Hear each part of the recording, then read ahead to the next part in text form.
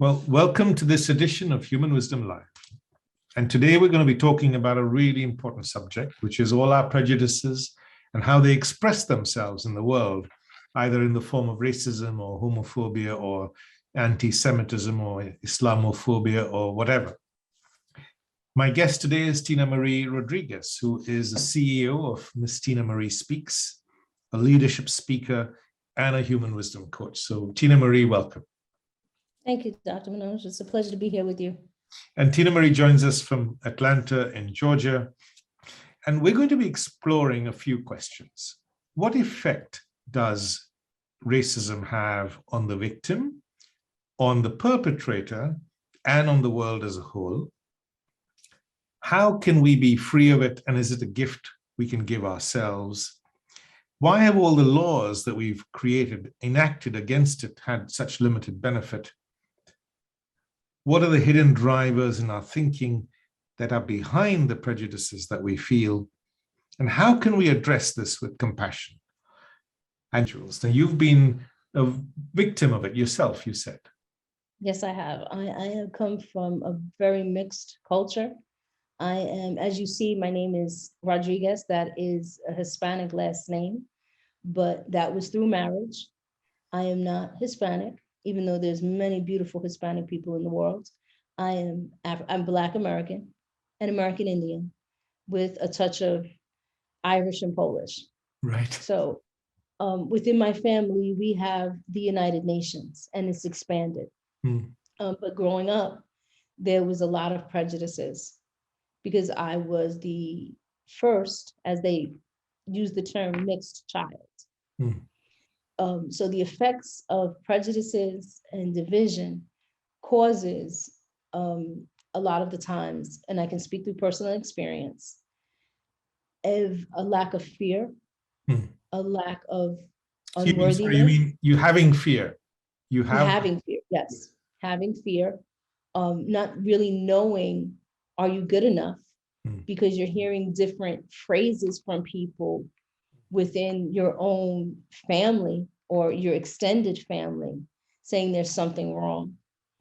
And then you start to, when you go outside into the world, you're facing those same prejudices and divisions. And then you start within yourself. One of the deepest effects is closing yourself off from another human being. Yes.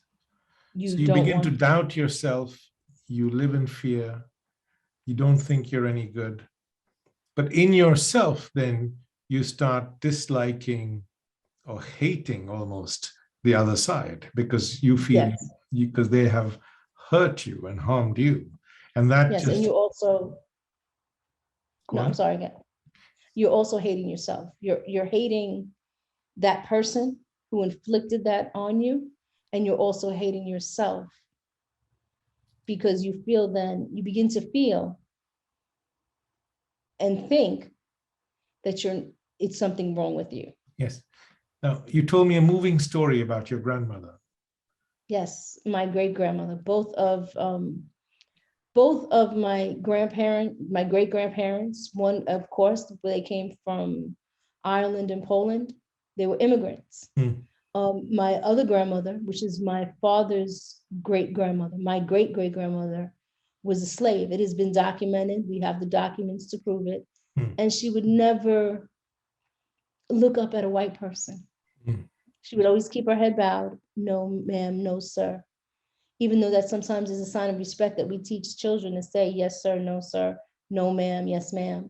But for her, it wasn't a beautiful thing. It was one of inadequacy. It was one of, and that she held for many, many years until the day she died. My great-grandmother died when she was 102. Wow. And she never, ever would raise her head in the presence of a white person. Yes. Because she's conditioned. Yeah. So prejudice conditions us if we are the victims of it. But let's take a moment to consider what effect it has. Suppose I have a prejudice, right? Or you have a prejudice against someone. How does it affect me? It stops you, from my perspective, because I do have prejudices, I can admit that. Yes. I can be bold enough to admit that I have certain prejudices that I have to work on, Mm. as you know, as well as you and others, you know, Yes. that we're surrounded by. Yes. It affects us by limiting our openness of different points of view in the world. Yes. It limits our feelings and how to care for an individual. Mm. It limits our learning. Those are the three I can think of. Learning and limits our sense of possibility. Yes, and acceptance. Acceptance limits our experiences, because someone who's a really beautiful human being might be someone we're prejudiced against without realizing it, and we're missing out on that experience.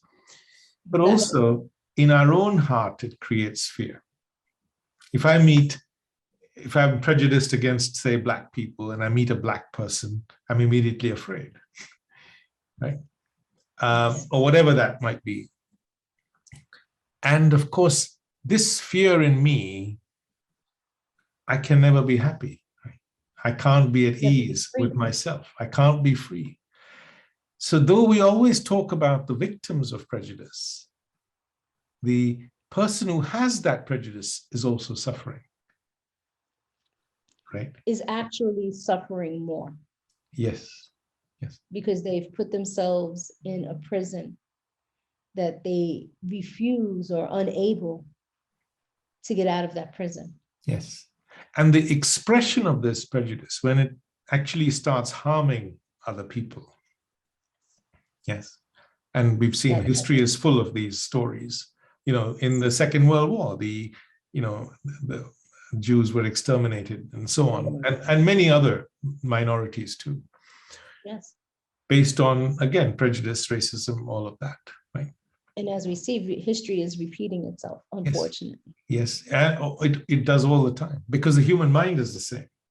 Is the same.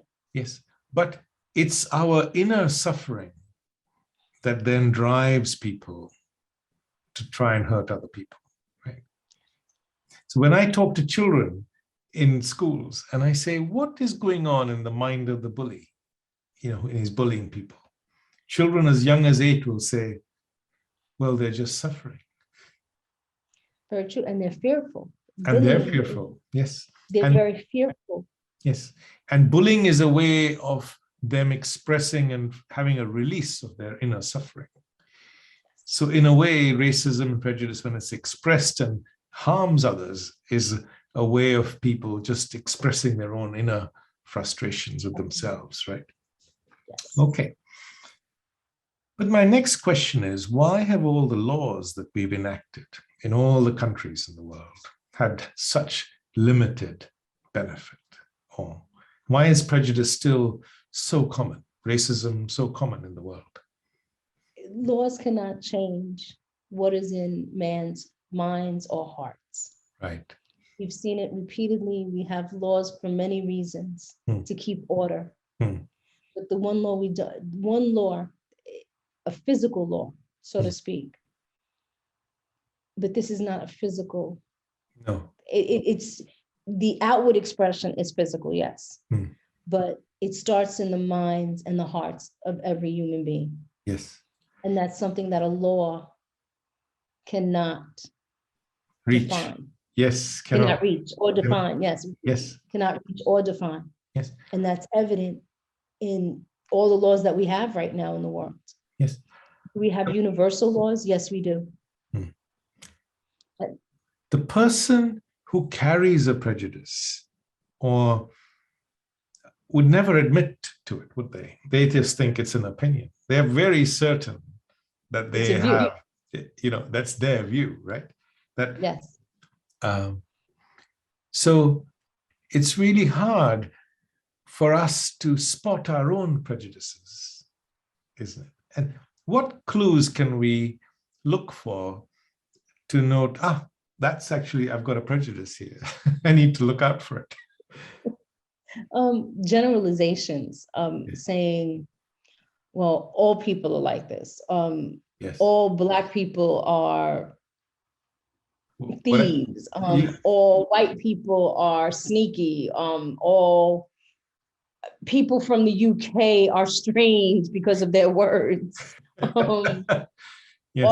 all women are emotional. Yes. Yeah. All men are logical. The main generalizations. Yes. That's certain red flags. And, if you shy away from certain activities, that's another one, for certain groups of people, and you don't want to include yourself, even though you may be invited. You say you'll come up with a general, oh, I'm busy that day, even though the event could possibly be 3 months Yes. in the future. Yes. So if you, just to go over what you said, if you catch yourself avoiding a group of people or generalizing, then you know that that's a clue that there's a prejudice lurking there that needs examining. That's all we're saying. Examine your own prejudices. You don't think you're a terrible person, etc. Just examine it. See what you can uncover. Because most of the time, prejudices operate under the surface, right? We're not even aware that we have them. Okay. So let's talk about next, what are the hidden drivers in our thinking that lead to prejudice? That's at the heart of, see.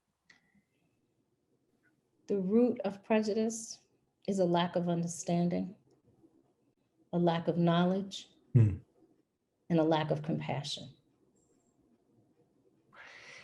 And the lack of understanding is not realizing that my prejudice comes from my unconscious past influences, right? If I've grown up on this side of the street in Belfast, I'm Catholic. The other side, I'm Protestant. We grew up hating each other because we're Catholic and Protestant. We've never met, right?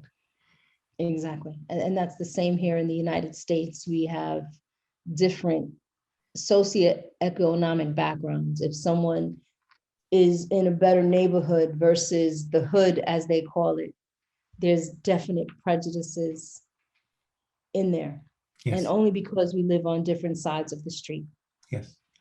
Not because of who we are. And we become attached to our conditioning influences. So I become attached to my identity, whatever it might be, Indian, Hindu, Muslim, Christian, Jewish, etc. Yes. And that attachment to my identity naturally creates a division between me and someone else, right? Very true. Our views, our views is what creates the division of, yes, like you said, attaching ourselves and not looking outside at someone else's views. Yes. But once you realize that actually it's the same process of conditioning in me and in you, which we are both not aware of, and yet we are both attached to, right? This is what can awaken compassion for each other. Very true. To know that, to accept, first of all, ourselves as we are, prejudice, division within us, to accept it, to actually acknowledge that we have it, yes, to confront ourselves. Yes. And it's not a very easy thing to do for an individual. No. It is to confront the truth. What makes it easier is to realize that you're not unique in the world to have a prejudice. If you're a human being, there's more likely than not you will have one. You see? Very true. Yep, it's just about examining it, looking at it, overcoming it, that sort of, thing. But the other thing that keeps the whole cycle of division alive is emotional pain. Yes. If you have suffered at the hands of someone from a particular color, skin color, maybe just one person, you spend all your life thinking all of those people are, going to hurt. That is very true. In recent history, we've had, terrorism and bombings. And so everyone thinks people of a particular religion everyone's a terrorist. Or, terrorist. And that's so true. That's something that we brought up before when not the demise of the Twin Towers. It was very difficult here. in the United States. And at that time, I was in my hometown of Brooklyn, New York. And we have a big community of Islamic people. And this is why I feel so strongly about this. And to be a solution strategist for this, is they terrorized a group of people. And they were so fearful on both sides. You saw the fear was tangible. Yes. And it affected many lives during that period, and it still does to this very day. Yes. And that's where this is so important. Yes. So what happens is that, say I'm conditioned in a particular way, and say I've never met a Black person before, and I come to a neighborhood and suddenly a Black family moves in. My mind is automatically comparing what it sees with what it knows. Right? That's it. Mind does that naturally. And if there's a difference, it creates a disturbance in my thinking. And from that disturbance, all this is happening unconsciously, there's a reaction. So I might just look at you and be afraid. Nothing personal, but you're just different, you see. You're different, and you didn't have that experience. Yes. So that difference is what creates a reaction in me. And before I know it, I've started having negative thoughts about you. You should go home, you should leave, or, these people are going to be they can harm me, and all of that. That's how the mind functions. And if we wake up to that, that's the beginning of freedom, right? Yes, that is the beginning of freedom, because you're opening your mind, you're thinking, you're changing your thoughts. Yes. Just by realizing the hidden drivers in your thinking, how your mind is conditioned, and so on. Yes. But this also allows you then to have compassion for the people who are being prejudiced against you, right? That's not easy at all. It's not. It takes a lot of self-examination. And wisdom. And wisdom. It takes a lot of, as we keep going back to, compassion. And an applied compassion, active compassion, active self-examination it takes. And that takes some time. Yes. Because you don't want to, again, admit to that you having prejudice. It's not an easy thing to say, I have a prejudice, because your mind goes to saying, I'm a bad person. Yes. When in reality, you're not. We're all human. We all experience prejudices. We all erect barriers and divisions unconsciously, or even sometimes people do it consciously. And that's something hard to admit too. Yes, yes. So if I've been the victim of racism and I've been actively hurt in the past by a particular community, what can we do to heal our hearts and bridge those divisions with other human beings? For as far as being hurt, you can go into different experiences. Even though you may be fearful of trying to attempt to go into a certain experience that you've been hurt by. One is do it again. Try it again. You may get a different response, but you have to open up your mind. You have to be brave enough, bold enough to go into another experience. Do not let that one experience or several experiences hold you back from trying again, to opening up yourself again. Because then you imprison yourself. Yes. And you lock away a beautiful opportunity of learning from something else. And if you carry your pain with you, you harm yourself. Yes, you're harming yourself. The pain will continue to grow. Yes. And you will not be able to live freely. So one way of overcoming our prejudices, once we've spotted them, is to actively go and meet people who are different to us, right? Yes, or you yourself can create different experiences. If you are fearful, like we live in a world now that we can speak virtually. Yes. You can speak to different people, learn about different cultures without even initially wanting to speak to someone. Yes. Start with learning by reading or virtually. They have beautiful virtual tours of different parts of the world, or even in the same country. Try that first. Meet people who are actively go out and meet people who are different.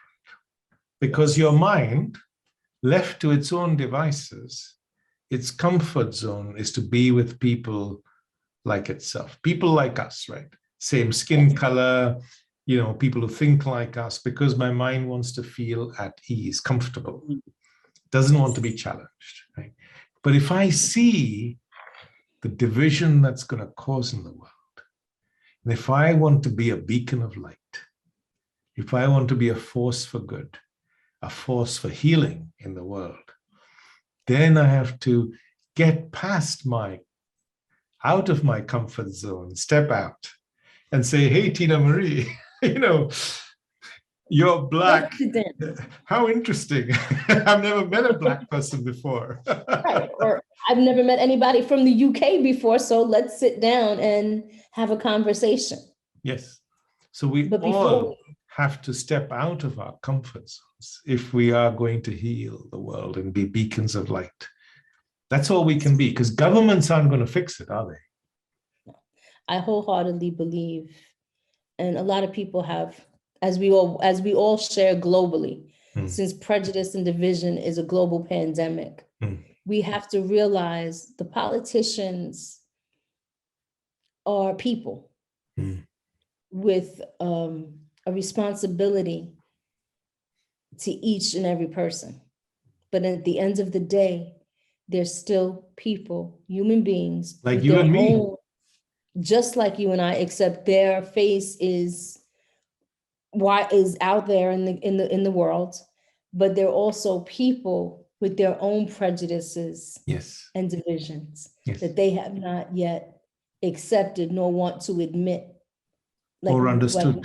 Yes, or understood. Yes, and they're forced into certain things. So what we're trying to do with the Human Wisdom Project, as you know, is to help people access their own wisdom, which comes from looking and learning about yourself, but in a way that's kind and gentle and compassionate, and realizing that your heart works in the same way as any other heart in the world. And all we're trying to do is understand.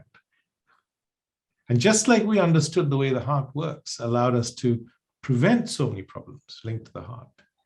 So understanding the way our mind works can help us heal racism, be free of prejudice in ourselves, heal the divisions in the world, and so on.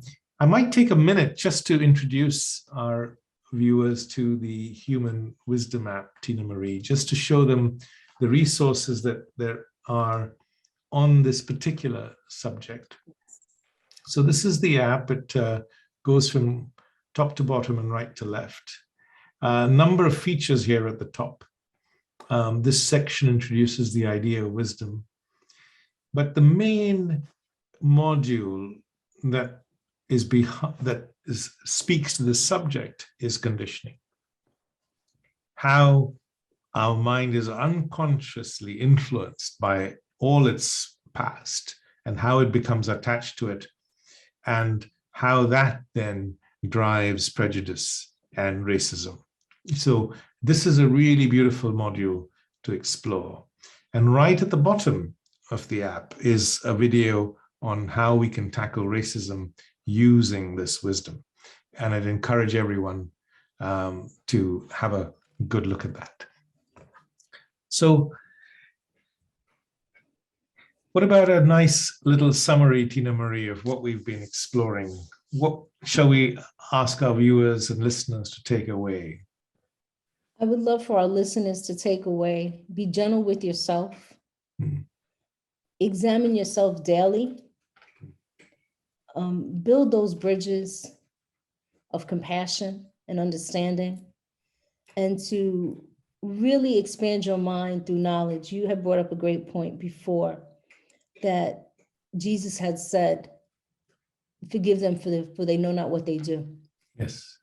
And there's another scripture, wisdom, that says, my people perish for the lack of knowledge. please, for the listeners that are hearing this now and on the replay, gain some knowledge, but most of all, wisdom. And wisdom, knowledge and wisdom and hope all go hand in hand. Those are my takeaways. And be gentle with yourself. And with others. And with others, but first with yourself. With ourselves, because if we don't be gentle with ourselves, or even learn to start to like or love ourselves, how can we love another person? Yes. So begin with yourself, accept yourself as you are. Yes. Be compassionate to yourself. Heal your own wounds, whatever they might be. Yes, and as you're doing that, help others. See others as you want people to see you. That's one of the biggest takeaways, I would say. And as you begin this journey of looking and learning about yourself, you'll uncover your own prejudices. Look at them like you would as an old friend, because every human heart has them. You're no different. But once you expose them to the light of day, that offers you the possibility of freedom. It does. And being free of prejudice is a gift you give yourself, and then you can become a beacon of light in the world that will heal the many divisions that we see. Yes, I do wholeheartedly agree. Okay. And that's our responsibility. It's every human being has that responsibility, right? Yes. You know, or each and every one of us has that responsibility to be that beacon of light in the world. Yes, and that beacon of hope. And all hope is helping other people open their eyes. Yes. And that so aptly fits the Human Wisdom Project, helping other people open their eyes and hearts and minds. Yes. And of course, we first open our own hearts and minds to ourselves. And then it becomes much easier to help others do the same. So Tinamarie, thank you so much for your wonderful conversations that we've had today. Really enjoyed them. And we look forward to seeing you again. Yes, thank you. Yes.